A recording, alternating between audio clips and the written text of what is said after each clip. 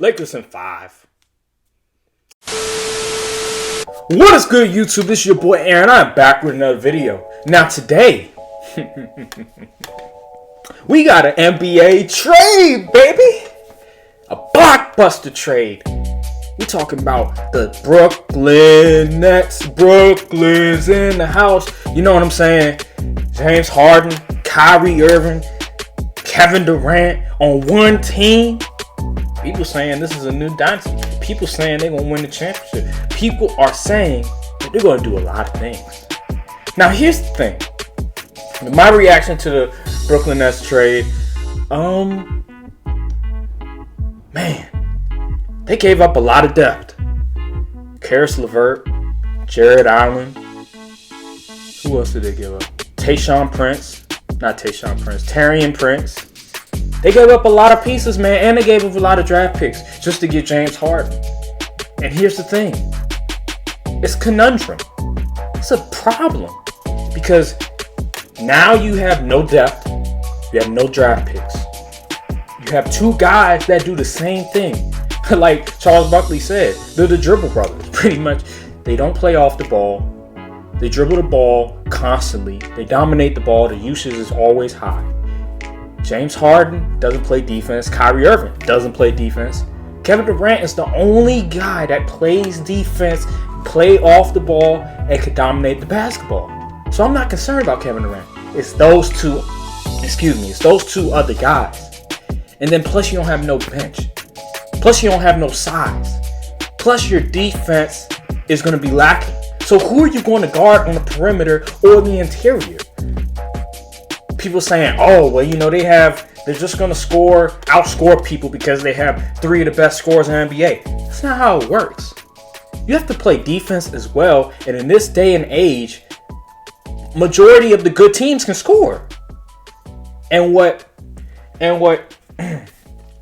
as you see with the Los Angeles Lakers, not only are they one of the best offensive teams, they're the best defensive team as we speak right now. So you can't defend the perimeter or the interior.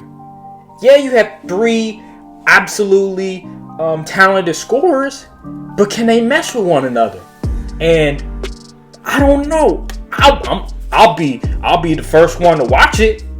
It'll be very intriguing, but I think in my opinion, I believe that because of the whole situation with Kyrie, it was urgent.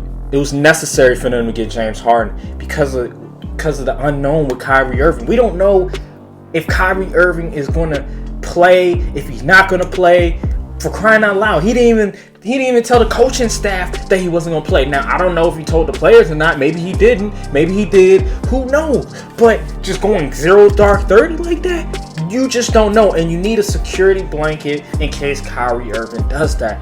That's why it was so important for them to get James Harden in the trade. And, man, they just gave up so many pieces. They have no defense. DeAndre Jordan is a fossil now. Like, he made 5. It's not DeAndre Jordan from 5 years ago. This is DeAndre Jordan. What was he, 30, 31, 32 years old? Brother's not as athletic as he once was. He got a DNP, I believe, against the Nuggets. Like, dude he's not what he once was. He's not that defensive player of the year candidate like he once was. So I just don't see it. Steve Nash, before the season, Kevin Durant and Kyrie Irving weren't even really giving Steve Nash that much respect as it is. They said they don't really need a coach. Like, it's just so much drama that it's going to be very interesting to watch, say the less. But I just don't see them. Can they even make it out the East? I mean, I don't know. I really don't know. I mean, the Celtics, yeah, Cole, Kemba, and they usually like to not to fold when it gets to the Eastern Conference Finals. Toronto Raptors are just absolutely, we're not even going to talk about the Toronto Raptors. Milwaukee Bucks, they like to fold in the playoffs. I don't know who else. The 76ers, Ben Simmons. I think the 76ers, man, I would have done the deal. I think it was dumb of them. I would have traded Ben Simmons. Ben Simmons, he's the same player he was his rookie year. For crying out loud. Like, what has Ben Simmons improved in his game. And don't say defense, because he's always been a really good defender. He's the same exact player. He can't shoot. I mean, for crying out loud, he needs the ball in his hands to be effective. So I don't know why the Sixers didn't make that trade. I would have made the trade. Okay, you get rid of Tyrese Maxey, but hey, it's James Harden, Joel Embiid, and that offense. Come on now, bro. Come on. You just gave away your chance in reaching the finals. That was your chance right there. But you didn't want to pull the trigger because you believe in Ben Simmons, and that's the problem. This is his, what is it, 4th, 5th year in the league? It still hasn't improved. But you see Brandon Ingram in New Orleans, who has improved tremendously every single year. Now who looks like the best pick in the 2016 NBA draft? It's definitely Brandon Ingram. And if somebody says Ben Simmons, that's blasphemous and that's asinine of you to say that. It's idiotic of you to say that. Okay? But I just think that this trade, winners and losers, I mean, I can't really necessarily say who's a winner and who's a loser in this.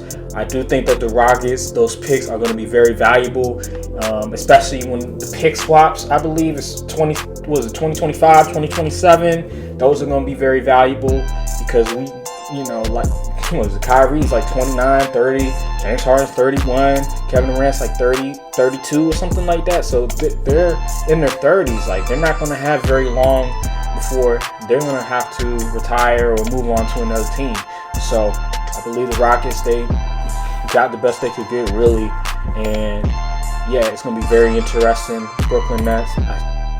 Anybody that says Brooklyn Nets are the favorites, that's absolutely funny.